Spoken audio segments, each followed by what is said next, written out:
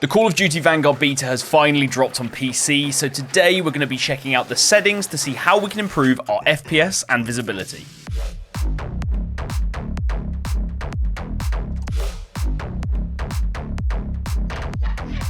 Hey everyone, it's FourEyes or Dave here. Welcome back to another video. Finally, we have the COD Vanguard beta on PC. I played a little bit of the alpha when it was out.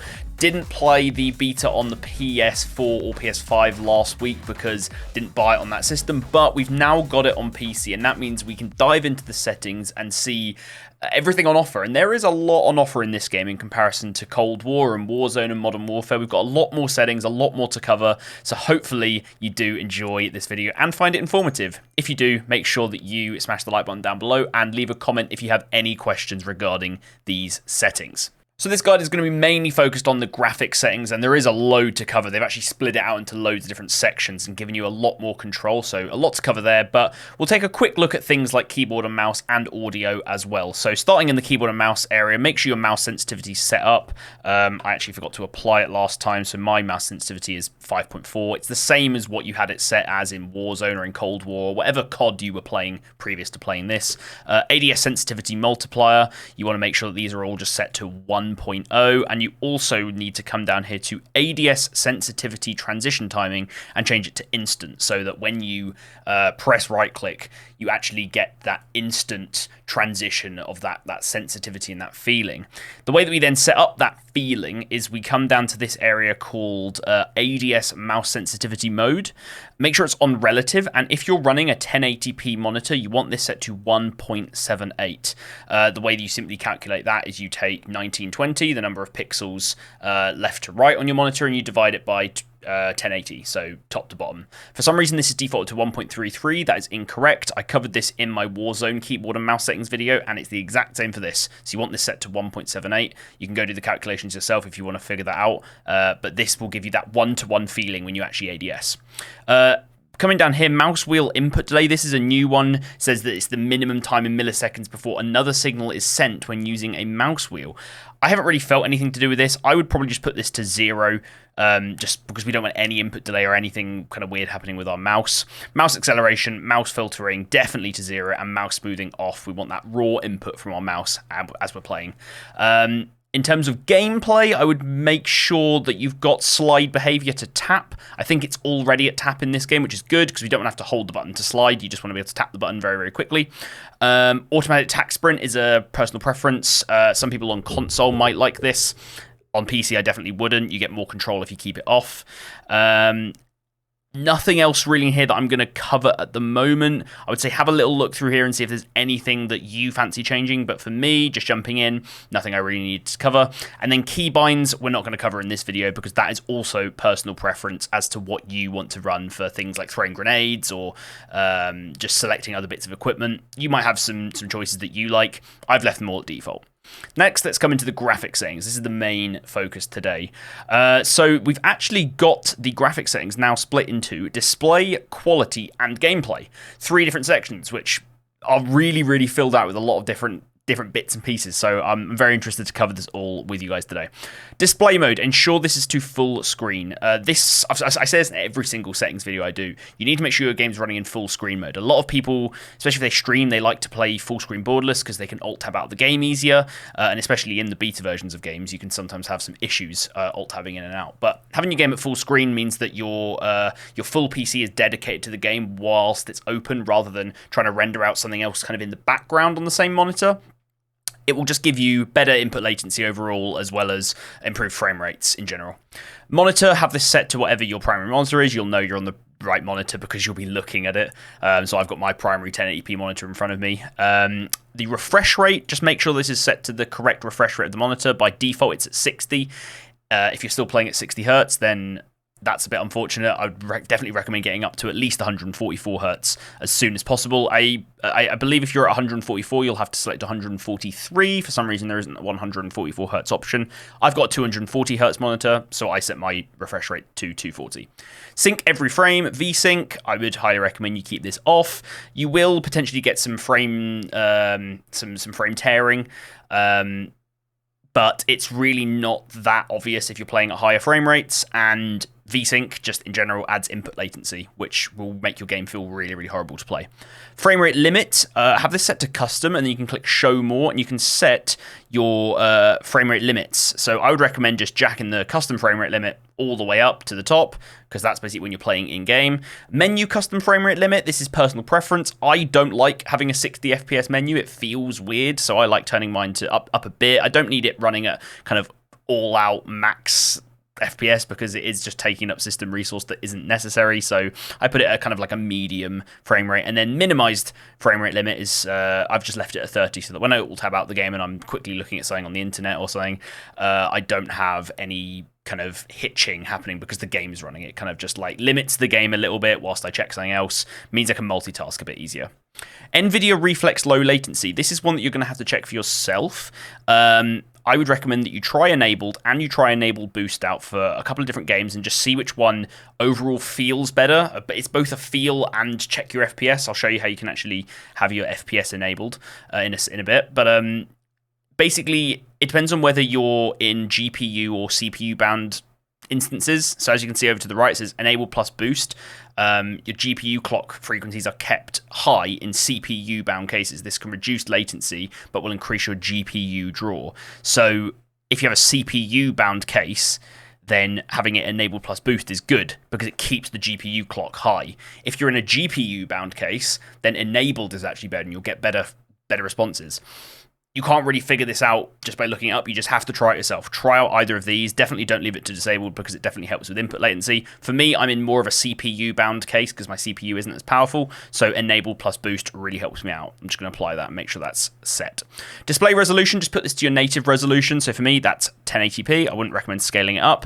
Brightness, I would recommend not going with what it says where you have the barely visible. For me, now it's not going to look exactly like it is for you on the recording, I assume, but for me, that is barely visible. So you could set it to 50, but I like to jack it up by about 5 or so and just get a bit more brightness in the game because the game can be quite dark and you want to help that visibility out as much as possible. Display gamma, if you're on a monitor like I am, you want to have it set to sRGB. If you're on a TV, you want it set to BT1886. I'm on a monitor, so I keep it at 2.2. Focused mode, this is a new thing they've added where if you alt tab out the game, sorry, not if you alt tab out the game, when you've got the game open, it basically puts like a black overlay over your other monitors so you can like focus on your main monitor. This isn't something I like because I do things like recording. I have stuff up on my other monitor that I actually like looking at, even when I'm playing. Potentially if I was really, really focused in, I might turn this on and change how black that monitor gets, but it's not something I like. A cool thing, but I'd recommend keeping it off. It may even affect performance in some way. I haven't actually tested that. Display adapter, make sure this is set to your GPU. It almost certainly will be.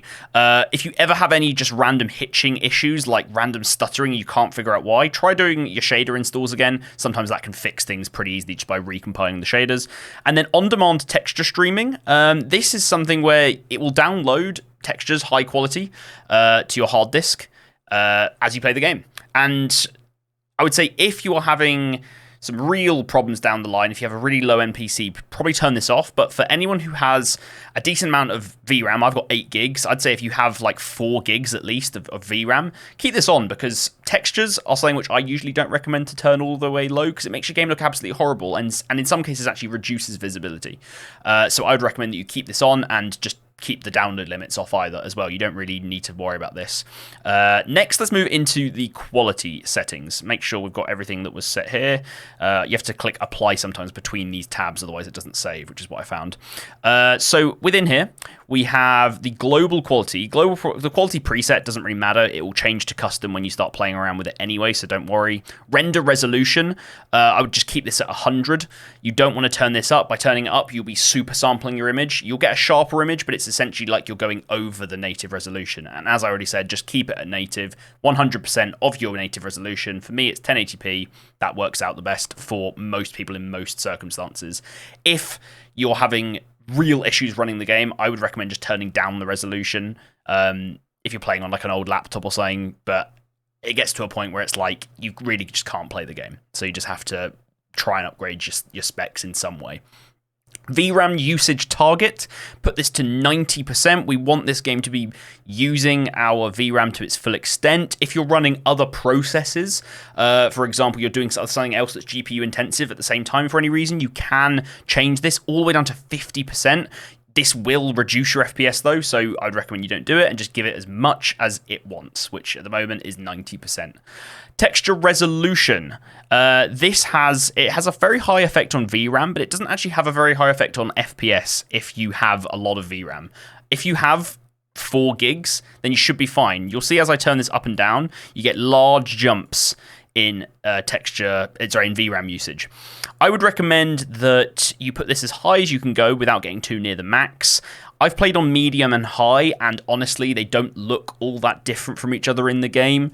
And I like my textures to look decently sharp, so I'm going to flip between both of these. I've got them on medium at the moment just to save a little bit of frames here and there, but I honestly wouldn't recommend going to very low or low unless you have very limited VRAM. Texture filter and isotropic. This really makes very little difference to FPS at all.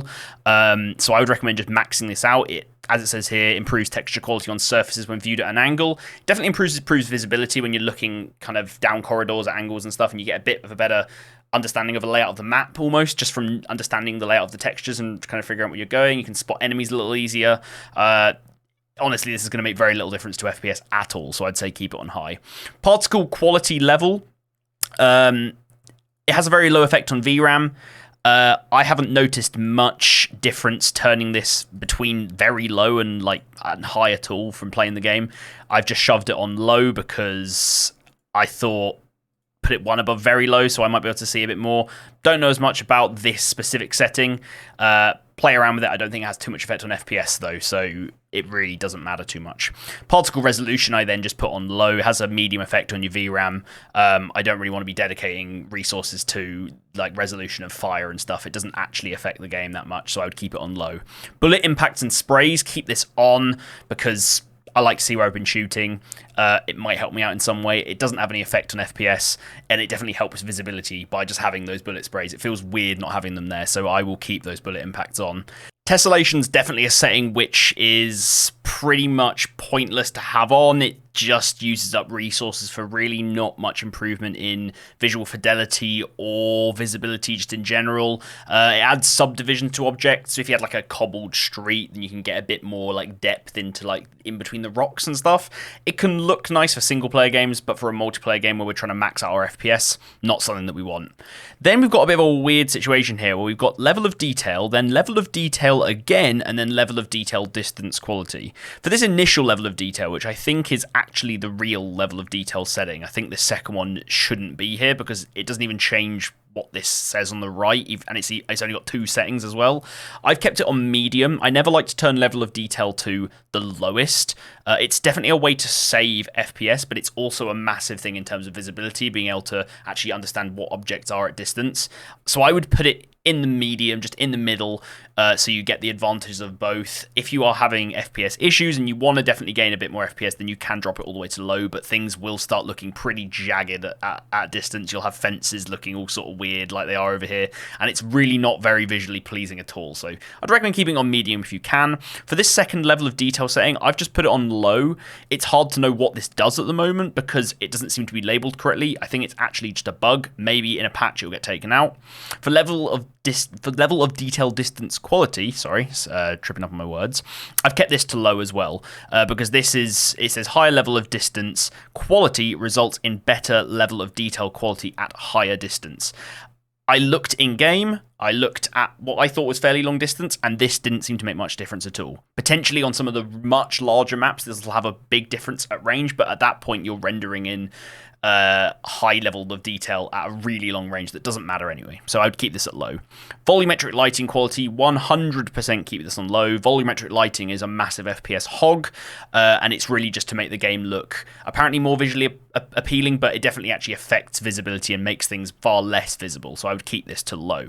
Moving into the shadows area, let's fly through this fairly quickly. Shadow map resolution, I always put my shadows on medium for games like this. shadows are an FPS hog, and putting them on low looks absolutely terrible. So I would always put them just one above low.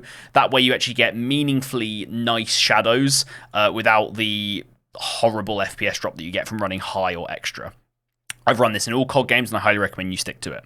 Sun Shadow Cascades. I've kept this to low. It affects the quality of shadows from the sun at distance. These aren't as important as these main shadows. These are like extra shadows, which don't matter too much, so I'd keep them on low. Cache Spot Shadows and Cache Sun Shadows. If you have 8 gigs of RAM at least, which most people have, ideally 16 gigs, then I would put this on. If you have much lower RAM, 4 gigs or maybe even 8, you might have to try this out, then you would probably turn this off. What this allows you to do is it allows you to store certain shadows in your cache, so it speeds up rendering future frames where those shadows then exist. And this throughout Warzone and Cold War have improved the FPS dramatically for me running 16 gigs of RAM. So I would highly recommend you keep these on. For the spot cache size, I've put it on high because I have a lot of VRAM. This is going to be VRAM dependent. If you have less VRAM, you can turn this down. It doesn't actually have that much effect on your FPS though, so don't worry too much about it. I've just put it on high because I've got these on and I want to get the maximum effect out of the cache spot, the cached shadows. For the spot shadow quality, similar to the sun shadow cascades, they don't need to be high quality, so I would keep them on low.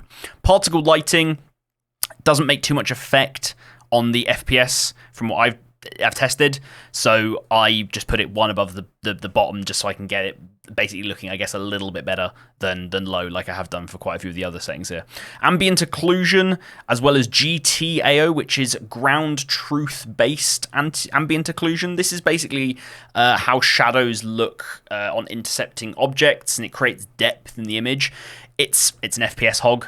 It says it has very low effect on VRAM, but it definitely affects your FPS up like 5 to 10%. Keep this off. It will make the game look a bit flatter, but you'll get much better FPS from having this off, as well as the GTAO on low. Screen space reflection, just keep this off. It adds these like nice looking reflections to water and stuff, but it's just taking up FPS for things that really don't matter when we're trying to play this game fairly competitively. And then finally, this is a weird one down here. Anti-aliasing, we've literally only got the option of SMAA2X or Filmic SMAA T2X, T2X for both of them, sorry. There's no option to have anti-aliasing off. Maybe in a config file you could.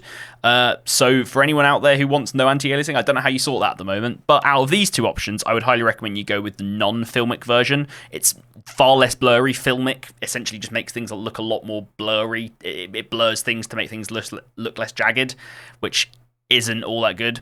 And then I would highly recommend that you just turn the filmic strength down to 0. If you've played Warzone, where you have all of the different options, it actually says if you're running SMAA T2X, or sorry, it says if you're running anything other than any of either of the T2X options, you should have this maxed. If you've got either of them on, which we only have the option of in this game, then just turn it all the way off, and that's how you get the best visibility in the game. So shove this to 0, put it to SMAA2X. It's the best we have at the moment. I would actually recommend, if we find out some way of doing it, turning off anti-aliasing, because it will be better in the long run. Let's move to gameplay. In gameplay, you can set your colors. I have color blindness, so I have to put mine to Protanopia, but play around with these colors and find things that work for you. You might find some that you like better than the default ones, and that you can kind of spot your teammates and your enemies and differentiate a bit easier. It's good to play around with those.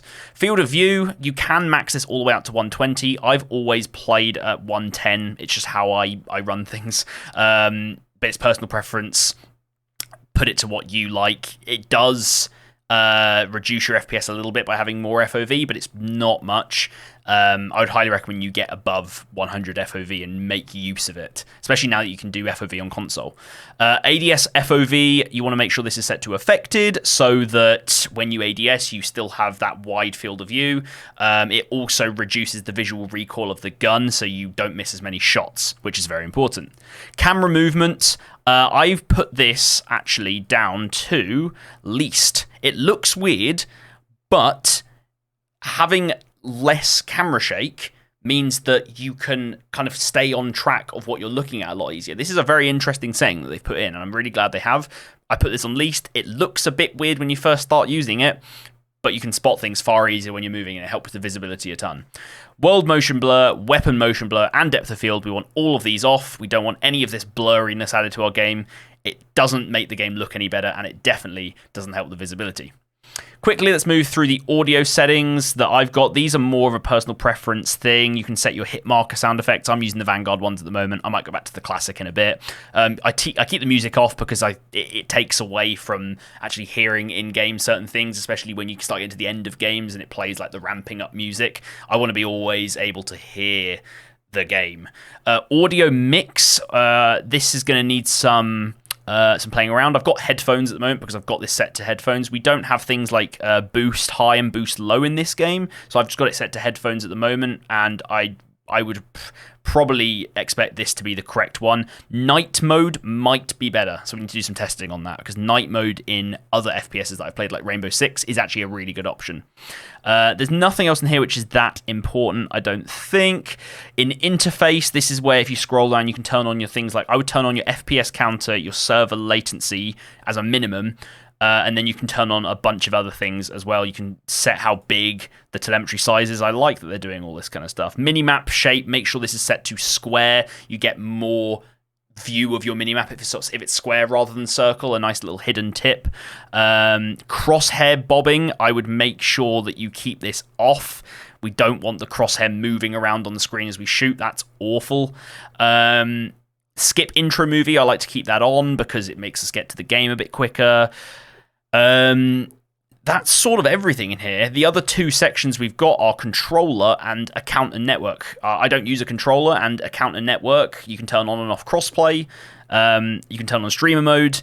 Not things that I need to use, but they're there if you want to use them. And there we go, guys. That is all the settings for today. I know that was a fairly long video, but I wanted to try and cover every single setting that is important to getting this game running as good as it can be at the moment. These might change moving forward when the game fully releases. There might be some tweaks and stuff coming around, but at the moment, I think that this is the best thing that we have for running this game. So if you have enjoyed this video, make sure you smash the like button down below, as I said, leave a comment, and we can get some conversation going. And I will hopefully see you guys in another video. Bye-bye. Bye.